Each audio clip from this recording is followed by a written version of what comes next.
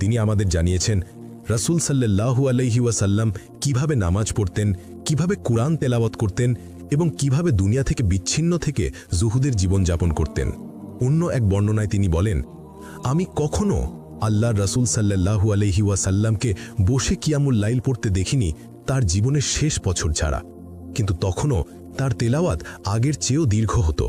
তিনি এত ধীরে ও মনোযোগ দিয়ে কোরআন পড়তেন যে প্রতিটি অক্ষর স্পষ্টভাবে শোনা যেত। এটাই ছিল রাসূলুল্লাহ সাল্লাল্লাহু আলাইহি ওয়াসাল্লামের ইবাদতের পরিপূর্ণতা। দেখো ওমর, দেখো যুদ্ধের ময়দান থেকে ফিরেও আল্লাহ রাসূল বিশ্রাম না নিয়ে নামাজে দাঁড়িয়ে গেছেন। রাসূলুল্লাহ সাল্লাল্লাহু আলাইহি ওয়াসাল্লামের ইবাদতের মান এমনই ছিল যে বার্ধক্যেও তাতে কোনো ঘাটতি আসেনি।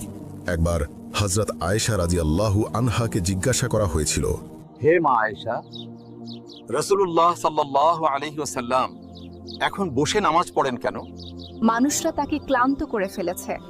তিনি তার উম্মতের সেবায় এত পরিশ্রম করেছেন যে তার শরীর দুর্বল হয়ে পড়েছে। অর্থাৎ আল্লাহর রাসূল সাল্লাল্লাহু আলাইহি ওয়াসাল্লাম নিজের শারীরিক শক্তি ব্যয় করেছিলেন উম্মতের সেবায়। এই কারণেই বার্ধক্যে তিনি বসে কিয়ামুল লাইল পড়তেন, কিন্তু তার ক্ষতিপূরণ হিসেবে তার তেলাওয়াত আরও দীর্ঘ করতেন। তার জীবন তিনি নিজের জন্য নয়, বরং উম্মতের জন্য উৎসর্গ করেছেন।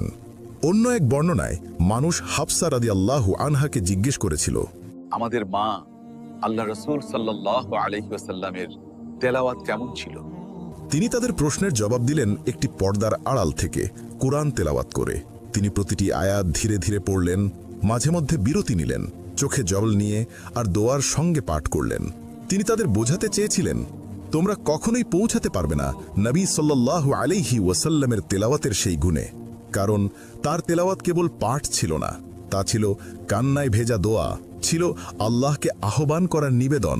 প্রতিটি আয়াতকে হৃদয়ে স্থান দেওয়ার আমল ছিল তার তেলাওয়াত। হাফসা রাদিয়াল্লাহু আনহা নিজেও পুরো কুরআন মুখস্থ করেছিলেন